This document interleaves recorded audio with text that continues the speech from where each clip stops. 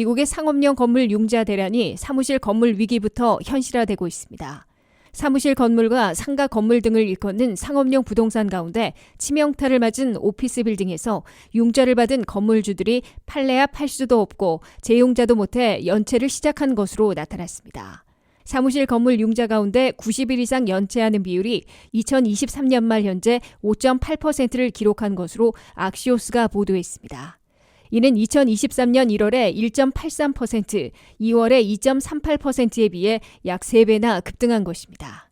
사무실 건물 융자금의 연체율은 팬데믹이 시작된 2020년 1.5%에 불과했고 2021년과 2022년에도 2% 이하였으나 2023년 2월부터 2%를 넘어서며 2023년 12월에는 5.8%까지 급등한 것이라고 악시오스는 지적했습니다.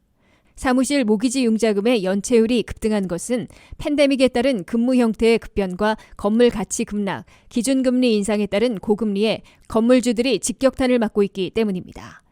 팬데믹 시절 재택근무로 텅텅 비었던 사무실 건물들이 현재는 하이브리드 근무 형태로 바뀌며 상황이 다소 개선됐지만 아직도 공실률이 높고 건물 가치는 거의 반토막 났습니다. 반면에 모기지 이자율은 2배로 급등해 있습니다. 통상 상업용 부동산 건물들의 모기지 융자는 5년이나 7년마다 재융자 받고 있는데 건물 가치는 반토막 나고 이자율은 2배로 올랐기 때문에 도저히 재융자 받을 수 없는 상황이 펼쳐지고 있습니다. 1억 달러를 융자받아 샀던 건물 가치가 5천만 달러로 떨어졌다면 만기가 돌아와 재융자 받을 때에는 5천만 달러로 평가받는 반면 이자율은 2배나 비싸기 때문에 기존의 모기지를 완납하지 못해 그냥 포기해야 하는 사태를 맞게 됩니다. 이런 상황에 빠진 사무실 건물주들이 만기가 돌아오면 재용자가 불가능해져 은행으로 넘어갈 게 분명해지자 상환을 중단하고 연체를 시작해 연체율이 급등한 것으로 해석됩니다.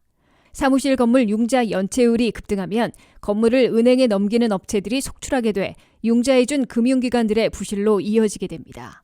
미국에서 상업용 부동산에 대한 융자 총액은 6조 달러 정도이고 그중에서 상가를 제외한 사무실 건물 융자는 4조 5천억 달러인 것으로 악시오스는 전했습니다.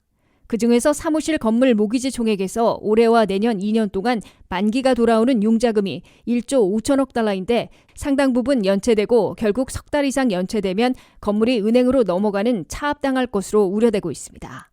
게다가 사무실 건물 융자금의 14%는 135개 지역은행들이, 10%는 829개 커뮤니티 뱅크들이, 3%는 소규모 은행들이 맡고 있는 것으로 집계돼 이를 합하면 약 3분의 1을 차지하고 있습니다. 사무실 건물과 상가 건물 등 상업용 부동산 융자 문제에 대한 해법이 조속히 나오지 않으면 상업용 부동산의 붕괴에 그치지 않고 실리콘밸리 은행의 파산과 같은 지역은행들의 줄도산으로 번질지 모른다는 적색 경고가 이미 켜져 있습니다.